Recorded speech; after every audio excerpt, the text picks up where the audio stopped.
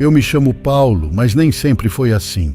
Antes eu me chamava Saulo e era um inimigo dos seguidores de Jesus.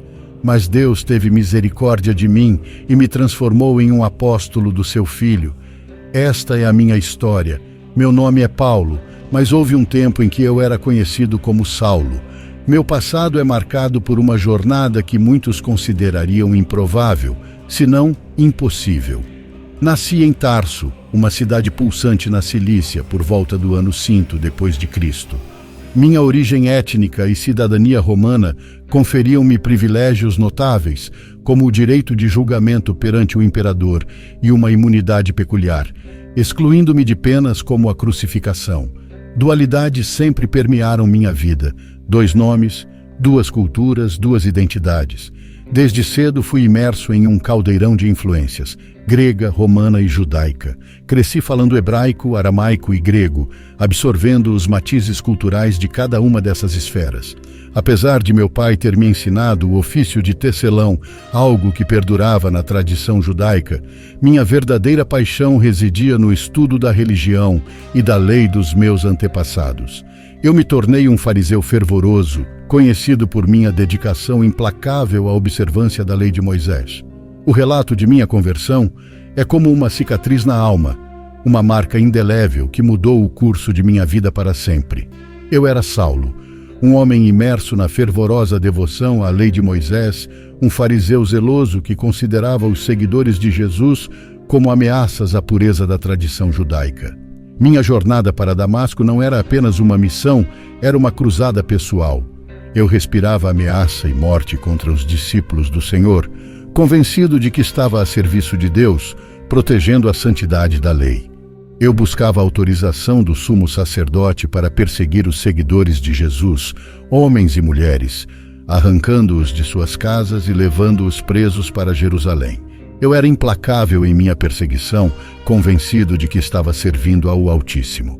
Mas então, no caminho para Damasco, um resplendor celestial me envolveu. Uma luz tão brilhante que me cegou e iluminou minha alma em igual medida. Caí no chão, tomado pelo temor e pelo assombro, enquanto uma voz ecoava em minha mente e em meu coração. Saulo, Saulo, por que me persegues? Minha resposta foi uma mistura de confusão e humildade. Quem és, Senhor? E então veio a resposta que mudaria tudo. Eu sou Jesus, a quem tu persegues. Nesse momento, minha realidade foi despedaçada. Aquele a quem eu perseguia não era um mero líder de um movimento religioso, mas o próprio Filho de Deus. As palavras ecoaram em minha alma como trovões, sacudindo as fundações de tudo em que eu acreditava. Tremendo e atordoado, perguntei: Senhor, que queres que eu faça? E a resposta veio, não em palavras audíveis, mas em um chamado profundo em meu coração. Levanta-te e entra na cidade, e lá te será dito o que te convém fazer. Aquelas palavras foram como um novo nascimento para mim. Levantei-me do chão não apenas fisicamente, mas espiritualmente renovado. Entrei em Damasco não como um perseguidor implacável, mas como um homem transformado pela graça de Deus. A transformação que ocorreu em minha vida é realmente uma prova do poder da graça de Deus para mudar até mesmo os corações mais endurecidos. De perseguidor implacável a pregador do Evangelho, minha jornada é um testemunho vivo da redenção que está disponível para todos os que se voltam para Cristo.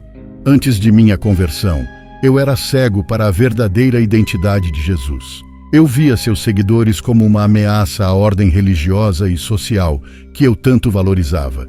Acreditava sinceramente que, ao perseguir esses seguidores, estava fazendo a vontade de Deus, protegendo a pureza da lei.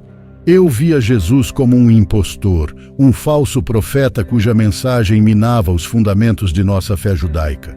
Minha abordagem era dura e implacável, refletindo a convicção de que a violência era justificada em nome da religião. Eu perseguia os seguidores de Jesus como um animal selvagem, tentando forçá-los a blasfemar contra seu mestre. Minha missão era clara: erradicar esse movimento que considerava uma ameaça à verdadeira fé. Mas então, tudo mudou na estrada para Damasco. O encontro com Jesus foi uma revelação tão poderosa que não pude ignorá-la. Sua voz ecoou em minha mente e em meu coração, confrontando-me com a verdade de sua divindade. Naquele momento, todas as minhas convicções foram viradas de cabeça para baixo e eu fui confrontado com a realidade de que estava perseguindo não apenas seguidores de um mestre, mas o próprio Filho de Deus.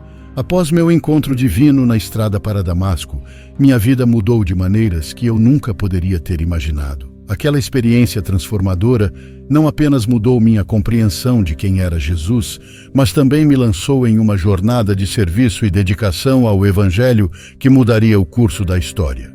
Chegando em Damasco, fui recebido por Ananias, que me batizou e me deu as boas-vindas à família dos seguidores de Cristo.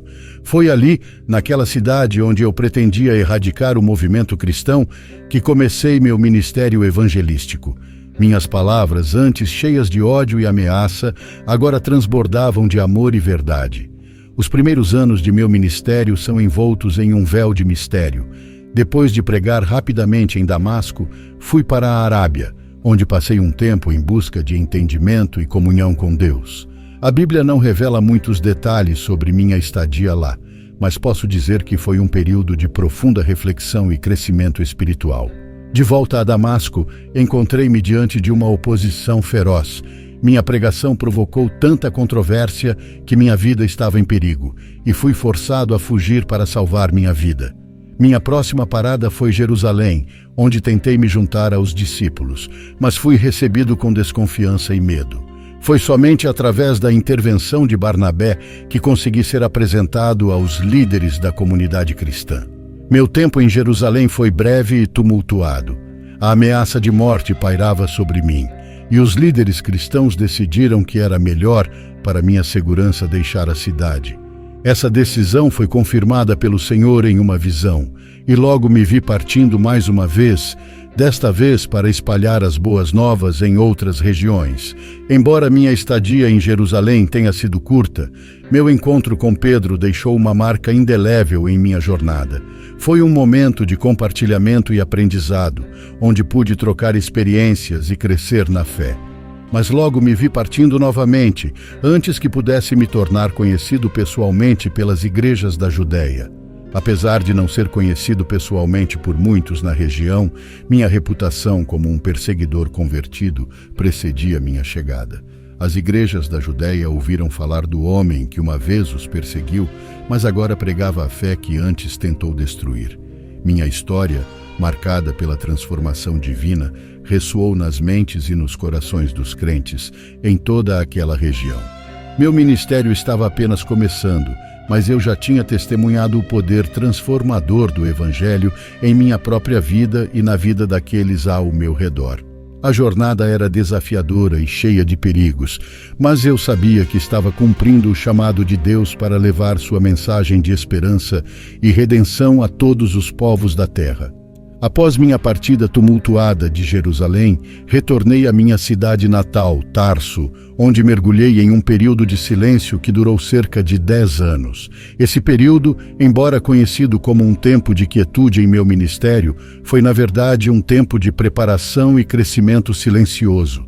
Enquanto as páginas da história registram esse período como um tempo de relativo silêncio em minha vida pública, nos bastidores, algo significativo estava acontecendo. Embora as luzes do palco estivessem apagadas, nos bastidores, eu estava tecendo os fios de uma obra que teria impacto duradouro no reino de Deus. Durante esses anos, é provável que eu tenha fundado algumas igrejas naquela região, plantando sementes de fé e esperança que floresceriam nos anos seguintes. Ainda que não haja registros detalhados dessas atividades, acredito que o trabalho silencioso e fiel que realizei em Tarso tenha lançado as bases para o que viria a seguir em meu ministério. Foi nesse contexto de preparação que ouvi o chamado para me juntar a Barnabé em Antioquia, uma cidade fervilhante de atividade e diversidade. Barnabé, ao saber do que estava acontecendo em Tarso, solicitou minha presença como obreiro auxiliar em uma missão evangelística entre os gentios. Era uma oportunidade emocionante e eu aceitei com gratidão, sabendo que Deus estava abrindo uma nova porta diante de mim. Minha chegada a Antioquia marcou o início de um capítulo crucial em meu ministério. Ali, entre aqueles que estavam abertos à mensagem do Evangelho, eu encontrei uma nova casa e uma nova comunidade. Foi enquanto estava em Antioquia que o Espírito Santo falou claramente, orientando a igreja a separar Barnabé e a mim para a obra a qual fomos chamados. Esse momento de confirmação divina foi uma âncora em meio às incertezas e desafios do ministério. Jejuamos, oramos e recebemos a imposição de mãos da comunidade, selando nosso compromisso com a obra que Deus nos havia confiado. Essa temporada em Antioquia não foi apenas um período de preparação, mas também um momento de ação e serviço. Enquanto estivemos lá, uma grande fome assolou a terra, e os crentes de Antioquia, inspirados pelo amor e pela compaixão, contribuíram generosamente para auxiliar os cristãos na Judéia. Foi nesse contexto de generosidade e solidariedade que embarcamos em uma missão de ajuda e cuidado. Levando as contribuições dos crentes de Antioquia, partimos para a Judéia, cumprindo o propósito para o qual fomos enviados. E ao retornar a Antioquia, não éramos os mesmos. Nossas experiências nos moldaram e fortaleceram, preparando-nos para as viagens missionárias que estavam por vir. Assim, foi em Antioquia que o palco estava sendo montado para as grandes jornadas missionárias que estavam por vir.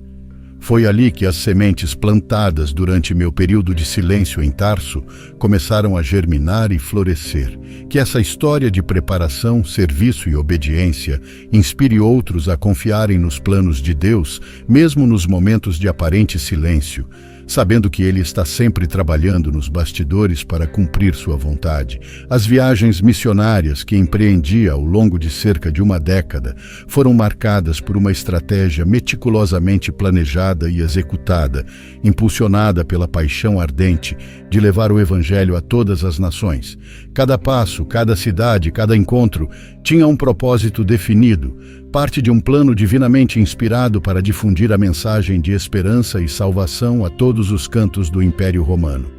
Minha estratégia era clara: concentrar-me nos grandes centros urbanos, os corações pulsantes da sociedade de minha época, onde as influências culturais se entrelaçavam e as oportunidades de disseminar o Evangelho eram abundantes. Nessas cidades-chave, nas sinagogas e nas praças públicas, eu proclamava a mensagem de Cristo, buscando alcançar tanto judeus quanto gentios. Minha abordagem não era genérica, mas sim contextualizada e adaptada às características culturais e às necessidades específicas de meus ouvintes. Eu sabia que para alcançar corações e mentes era necessário falar a linguagem da cultura e compreender as realidades da vida diária das pessoas. Assim, minha mensagem era moldada para se conectar profundamente com aqueles que a ouviam, trazendo relevância e significado à luz do Evangelho. Mas não era apenas o evangelismo que me movia. Eu também reconhecia a importância vital da edificação e do fortalecimento das comunidades cristãs recém-formadas. Após semear a semente da fé, dedicava-me a regar e nutrir essas comunidades, fortalecendo os crentes em sua caminhada e encorajando-os a permanecer firmes na fé. A organização eclesiástica era outra prioridade em meu trabalho. Consciente da importância da liderança e da estrutura organizacional para o crescimento saudável das igrejas, selecionava cuidadosamente presbíteros e líderes locais, capacitando-os para guiar suas comunidades com sabedoria e discernimento. Além disso, estava sempre atento às desigualdades sociais e econômicas presentes na sociedade da época. Promovia ativamente a unidade entre os ricos e os pobres, os gentios e os judeus, encorajando as igrejas mais prósperas a auxiliar os mais necessitados.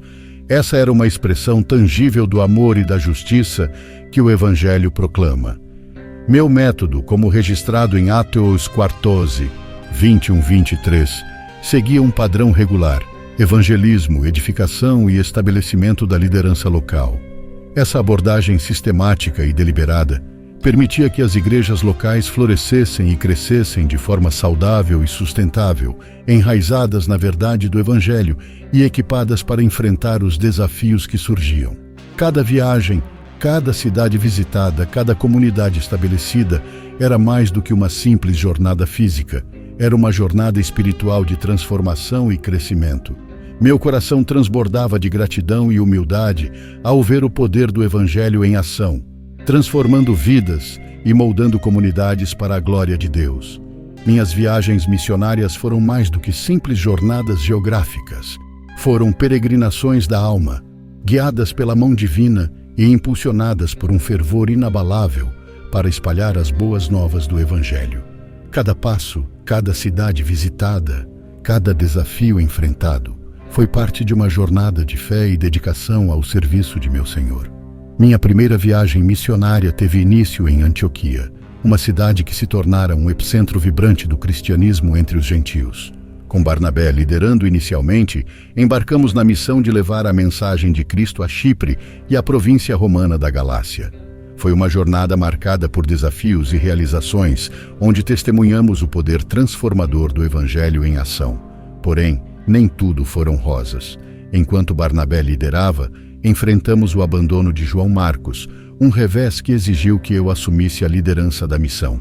Mas impelido pelo Espírito Santo e pela convicção de minha vocação, avancei corajosamente, pregando com fervor e plantando as sementes da fé em corações áridos. Minha segunda viagem missionária expandiu ainda mais os horizontes de nossa missão. Ao lado de Silas, percorremos vastas regiões da Macedônia e da Acaia, testemunhando a obra de Deus se desdobrar diante de nossos olhos maravilhados. Em cidades como Filipos, Tessalônica, Bereia, Atenas e Corinto, proclamamos a mensagem da salvação, desafiando corações e transformando vidas. Em Corinto, estabeleci raízes profundas, não apenas pregando o Evangelho, mas também exercendo minha profissão de fabricante de tendas para sustentar minha obra. Foi nessa cidade que enviei cartas aos Gálatas e aos Tessalonicenses, compartilhando palavras de encorajamento e exortação com as comunidades que tanto amava. Minha terceira viagem missionária me levou a Éfeso, onde permaneci por um tempo significativo, fortalecendo e edificando a comunidade cristã. Ali, fundei igrejas e ministrei àqueles que haviam recebido o Evangelho com alegria e gratidão. Minha presença na Ásia, na Macedônia e na Grécia deixou uma marca indelével, testemunhando o poder do Evangelho em transformar vidas e moldar comunidades. Cada carta que escrevi, cada palavra que preguei, cada passo que dei, foi parte de um plano divino para estender o reino de Deus por toda a terra. Meu trabalho árduo e dedicado não foi em vão, pois testemunhei o crescimento explosivo do cristianismo e o florescimento de comunidades vibrantes de fé. Embora tenha sido apenas um instrumento nas mãos de Deus, estou grato por ter sido chamado para essa nobre missão. Minhas viagens missionárias foram marcadas por sacrifício, desafio e triunfo, mas, acima de tudo, foram permeadas pelo amor e pela graça de Deus, que me sustentaram em todos os momentos. Houve um momento crucial na história da Igreja, um ponto de virada em que as questões teológicas se tornaram fronteiras a serem atravessadas, desafiando nossos conceitos e compreensões mais arraigados. Foi nesse cenário de tensão e debate que me vi confrontado com uma escolha que mudaria o curso do cristianismo. O crescente número de gentios na Igreja trouxe à tona uma questão fundamental: até que ponto a lei mosaica deveria ser imposta aos novos convertidos? Para muitos cristãos judeus, a resposta era clara: os gentios deveriam se submeter aos costumes judaicos, incluindo a circuncisão, para serem considerados membros plenos da comunidade cristã. No entanto, eu vi nessa insistência uma ameaça à essência do Evangelho da Graça. A salvação não deveria ser condicionada à observância da lei, mas sim à fé em Cristo. Por isso enfrentei essa situação de frente e, diante de todos, repreendi Pedro, que havia se separado dos gentios por temor aos críticos judaizantes. Essa repreensão pública foi um ato de coragem, mas também de amor pela verdade do Evangelho. E foi esse mesmo zelo que me levou a escrever uma epístola aos Gálatas, na qual enfatizei com veemência a salvação pela graça mediante a fé, sem a necessidade de obedecer à lei para alcançar a justificação diante de Deus. Essa contenda teológica foi um ponto de inflexão na história da Igreja, uma crise que exigiu discernimento e sabedoria para ser resolvida. Assim, fui enviado junto com Barnabé a uma conferência em Jerusalém, onde os apóstolos e anciãos se reuniram para deliberar sobre a questão. A decisão tomada nessa conferência foi um marco na história da Igreja. Os gentios que se convertiam não estavam sujeitos à obrigação de observar os costumes judaicos. Essa declaração trouxe alívio e liberdade para muitos, consolidando a verdade fundamental do Evangelho da Graça. No entanto, essa não foi apenas uma vitória teológica, mas também um exemplo de unidade e discernimento na comunidade cristã. Diante das divergências e controvérsias, fomos capazes de chegar a um consenso, preservando a unidade do corpo de Cristo e fortalecendo a fé dos crentes. Assim, a primeira crise teológica da Igreja se tornou um ponto de partida para uma compreensão mais profunda da graça de Deus e da liberdade que temos em Cristo. Que essa história nos inspire a buscar a verdade com coragem e humildade, mantendo sempre o amor e a unidade que são marcas do verdadeiro discipulado cristão. Minha jornada, repleta de desafios e provações, é um testemunho da minha dedicação ao Evangelho de Cristo. Desde o início de minha missão, enfrentei perigos, adversidades e perseguições, mas em cada obstáculo encontrei a força de minha fé. As palavras que escrevi sobre minhas próprias prisões ecoam como um lembrete do preço que paguei por minha fé. Em meio aos trabalhos árduos, aos açoites e às prisões, encontrei uma convicção inabalável de que meu propósito era servir a Cristo até o fim. Cada desafio fortaleceu minha determinação de proclamar o Evangelho, mesmo diante do perigo iminente. Minha prisão em Jerusalém foi apenas o começo de uma série de eventos que moldaram o curso de minha vida. Transferido para Cesareia para escapar da ira dos judeus, fui mantido em prisão por 2 longos anos, enfrentando a incerteza do julgamento que se aproximava. Mas, confiando na proteção de Deus, apelei para César e fui conduzido a Roma, onde minha jornada alcançaria seu ápice. A travessia tumultuada até Roma, marcada pelo naufrágio e pelo inverno em Malta, foi um prelúdio para os anos de prisão domiciliar que enfrentei na capital do Império Romano. Apesar das algemas físicas, minha fé permaneceu livre e tive a oportunidade de continuar ensinando sobre o Evangelho aos que me visitavam. É verdade que o livro de Atos dos Apóstolos registra apenas parte de minha história, mas as epístolas pastorais revelam os detalhes adicionais de minhas experiências. Após minha libertação em Roma, retornei às missões, viajando pelo Mar Egeu e até a Espanha, como testemunham as tradições cristãs posteriores. No entanto, minha última prisão em Roma marcou o fim de minha jornada terrena. Julgado e condenado por Nero, enfrentei a morte com coragem e resignação, sabendo que minha missão estava completa e que uma coroa de justiça me aguardava nos céus. Minha morte, assim como minha vida, foi dedicada ao serviço de Cristo e ao anúncio do Evangelho.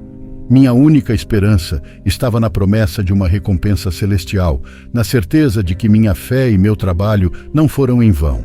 Ao partir deste mundo, deixo para trás um legado de fé, coragem e devoção ao Senhor. Minha vida foi um testemunho do poder transformador do Evangelho e da graça redentora de Cristo.